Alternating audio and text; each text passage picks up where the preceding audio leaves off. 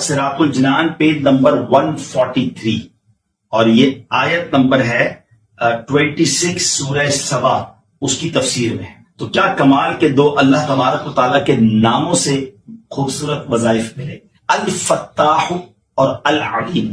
یہ یاد کر لیجیے. علامہ اسماعیل حقی رحمۃ اللہ تعالی فرماتے ہیں الفتاح، یہ اسم مبارک کا خاصہ یہ ہے کہ اس کی برکت سے مشکلات آسان ہو جاتی ہیں، دل روشن ہو جاتا ہے اور کامیابی کے اسباب حاصل ہو جاتے ہیں. نماز فجر کے بعد جس نے سینے پر ہاتھ رکھ کر 71 ٹائمز اس اسم کو یعنی یا فتاحو یہ پڑھا تو اس کا دل پاک اور منور ہو جائے گا، اس کا کام آسان ہو جائے گا اور اس کی برکت سے رزق میں بھی وسعت ہوگی. اور دوسرا ہے العلیم، اس اسم مبارک کا خاصہ یہ ہے کہ اس کا ورد کرتے رہنے والے کو علم اور معرفت حاصل ہوگی. یہ بھی پڑھتے رہا کریں العلیم العلیم العلیم. اللہ تعالیٰ مجھے اور آپ کو اپنے ناموں کا اور اپنا ذکر کرنے کی توفیق عطا فرمائے. حضرت انس رضی اللہ تعالیٰ عنہ نبی پاک صلی اللہ تعالی علیہ وسلم سے روایت کرتے ہیں کہ آپ علیہ الصلوۃ والسلام نے ارشاد فرمایا ما من عبدین متحابین فی اللہ یستقبل احدہما صاحبہ فیصافحہ ویصلی علی النبی صلی اللہ علیہ وسلم الا لم يتفرق حتى تغفر ذنوبهما ما تقدم منها وما تأخر. سبحان اللہ. اللہ عز و جل کی خاطر محبت کرنے والے دو مسلمان آپس میں ملتے ہیں اور باہم مصافحہ کرتے ہیں اور نبی کریم علیہ الصلوۃ والسلام پر درود بھیجتے ہیں تو اللہ عز و جل ان کے جدا ہونے سے پہلے اگلے پچھلے گناہ معاف کر دیتا ہے. سبحان اللہ سبحان اللہ. ہم روزانہ ہی شاید بہت سارے لوگوں سے ملتے ہیں. اگر یہ وظیفہ یہ انداز اختیار کر لیں کہ محبت کرنے والے پیار سے محبت سے ملنے والے دو مسلمان جب آپس میں ملیں بھائی چارگی کے ساتھ تو سلام کرنے کے بعد مصافحہ کریں اور پیارے آقا علیہ الصلوۃ والسلام پر درود پاک پڑھیں. سبحان اللہ. کتنی دیر لگتی ہے مگر اب دونوں کے ہاتھ جدا ہونے سے پہلے اللہ تعالیٰ دونوں کے اگلے پچھلے گناہ معاف فرما دیتا ہے.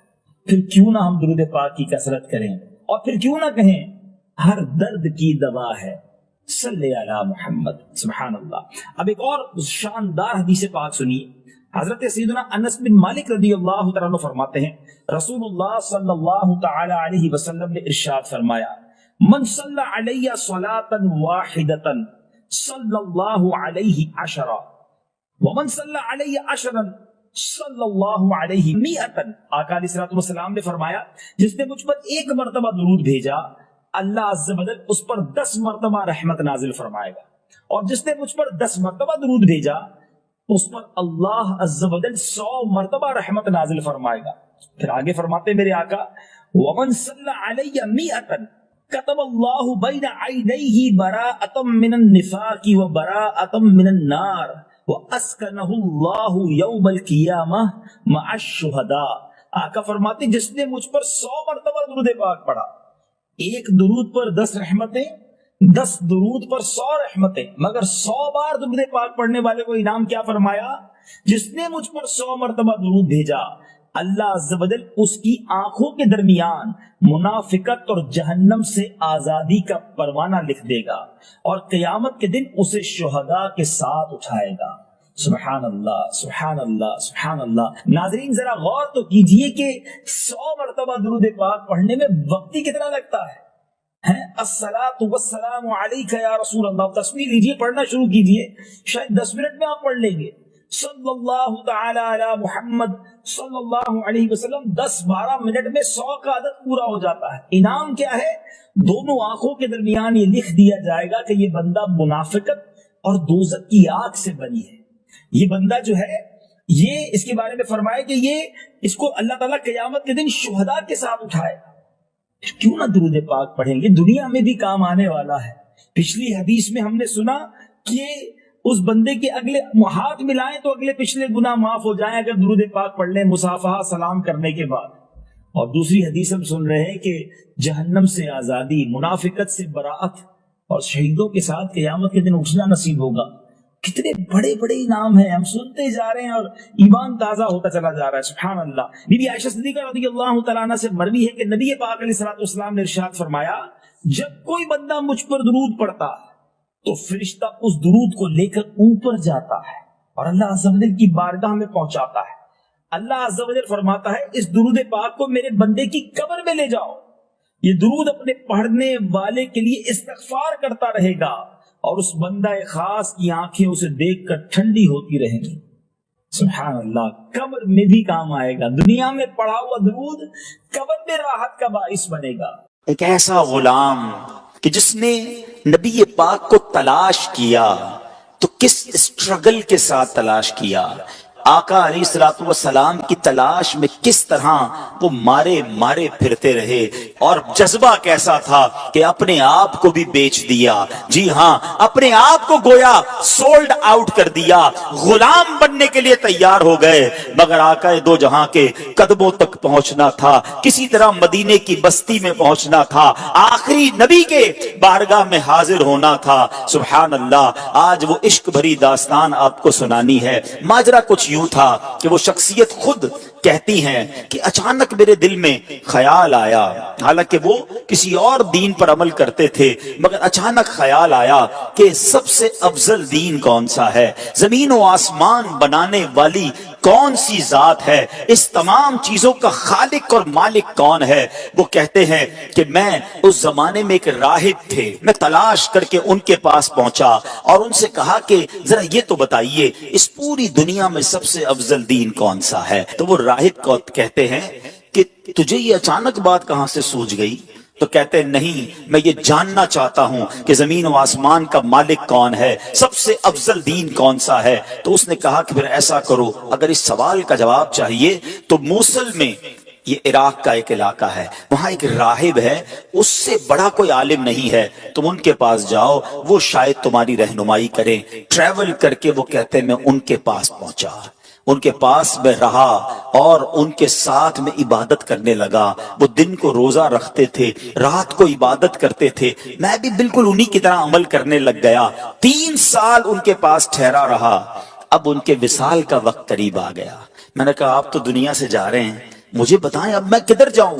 کہتے ہیں مشرق میں تو کسی ایسے شخص کو نہیں جانتا جو اس دین کا کاربند ہو جس پر میں عمل کرتا ہوں. ہاں البتہ جزیرہ عرب کے پاس ایک راہب ہے، اس کے پاس چلے جاؤ اور اسے میرا سلام کہنا. آپ فرماتے میں اس عالم کے پاس چلا آیا، اس کے انتقال تک اس کے ساتھ رہا. اب جب اس کی وفات کی خبر ہوئی تو اب 3 سال کے بعد میں نے کہا اب مجھے آپ کس کے پاس جانے دیتے ہیں، آپ کی انتقال کا وقت قریب آ گیا ہے. وہ کہتے ہیں میں پوری دنیا میں اور کسی کو تو نہیں جانتا، البتہ اموریا میں ایک بڑی عمر کا عالم ہے، پتہ نہیں تم اس سے مل بھی سکو گے کہ نہیں. بہرحال وہ کہتے ہیں اس راہب کا انتقال ہوا، میں اموریا کا سفر کیا.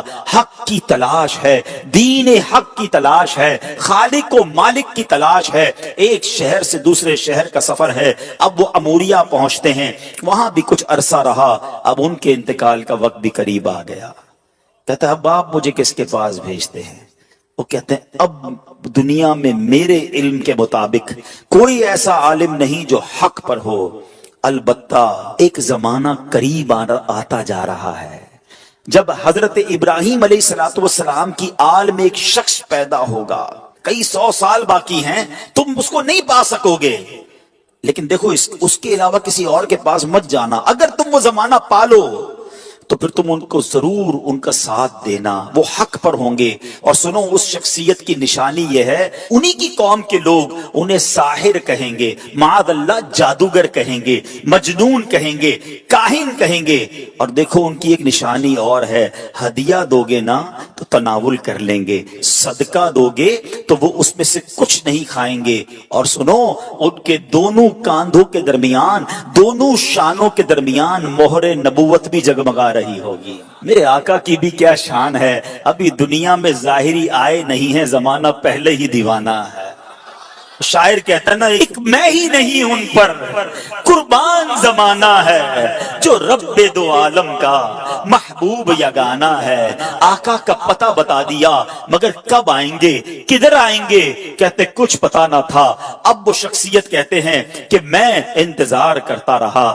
آخر ایک بستی کی طرف ایک قافلہ جا رہا ہے. عرب کی ایک وادی ہے, کھجوروں کی وادی ہے. یاد رہے ابھی لفظ مدینہ اس شہر کو مدینہ کہا نہیں جاتا تھا, اس کے پہلے کئی اور نام تھے. کہتے قافلہ جا رہا تھا. میں نے ان سے پوچھا تم لوگ کون ہو؟ وہ کہنے لگے ہم اس بستی کی طرف جا رہے ہیں جس بستی کا اشارہ اس راہب نے دیا تھا. آسان لفظوں میں سمجھ لو وہ قافلہ مدینے کو جا رہا تھا. کہتے ہیں کہ ہم وہاں تجارت کرنے کے لیے جا رہے ہیں. ہم وہاں تجارت کرتے تھے لیکن وہاں آل ابراہیم میں سے ایک شخص پیدا ہوا ہے. اس کی قوم اس کے قتل کے در پہ ہے جس کی وجہ سے وہ ہجرت کر کے ہمارے شہر میں آ گیا ہے. ہمیں ڈر ہے کہ کہیں وہ ہماری تجارت کو روک نہ دے.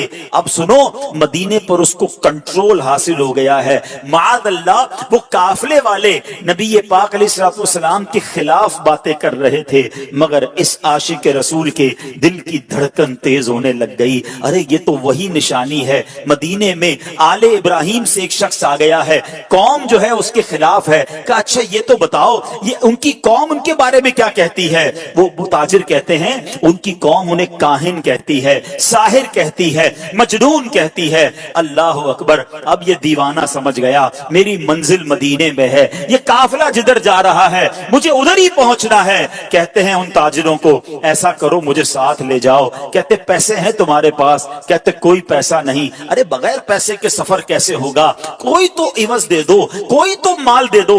کہتے میرے پاس کچھ نہیں مگر عرصہ ہو گیا ہے اس شخصیت کے انتظار میں, زندگی بیت گئی ہے, مجھے کسی طرح مدینے پہنچا دو, مجھے کسی طرح ان کے پاس پہنچا دو. کہا اچھا اتنی تڑپ ہے چلو ہمارے سردار کے پاس. قافلے کے سردار کے پاس لایا گیا. سردار کہتا ہے پیسے ہیں؟ کہ پیسے نہیں, زیادہ راہ ہے, زیادہ راہ نہیں. ارے کچھ تو دینا پڑے گا.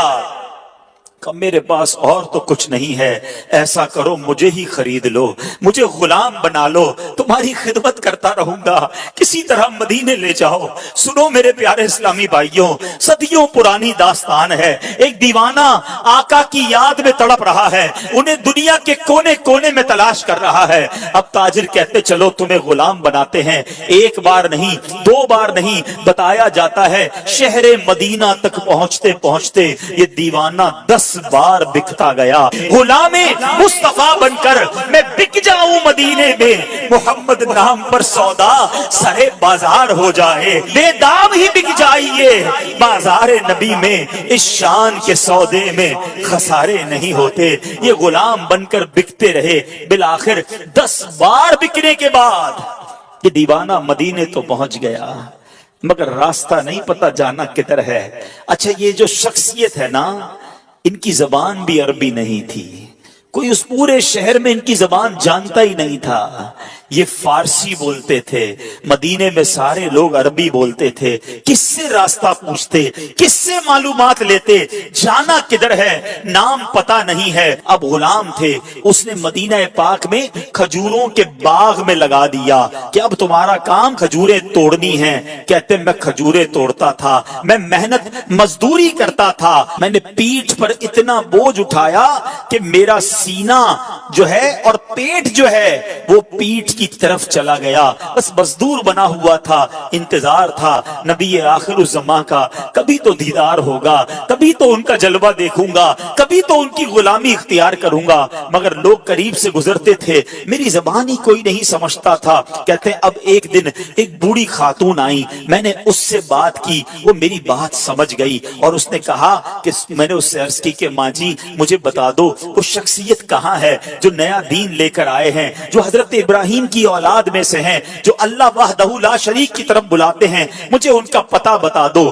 اب وہ کہتی ہیں کہ صبح سویرے نماز فجر کے بعد دن کے ابتدائی حصے میں وہ قریب سے گزریں گے.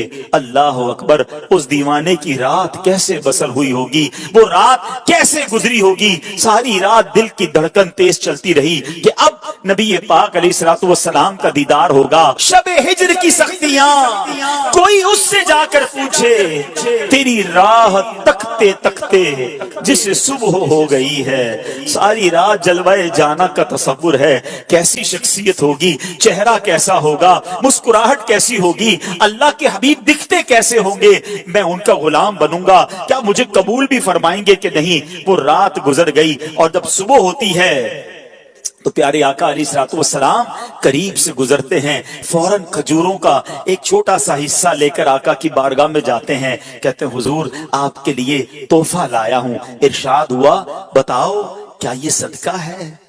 कहते हैं जी हुजूर सदका है। आका ने साहबा से कहा आप सब खा लें। नबी पाक ने तनावुल नहीं फरमाया। पहली निशानी कंफर्म हो गई।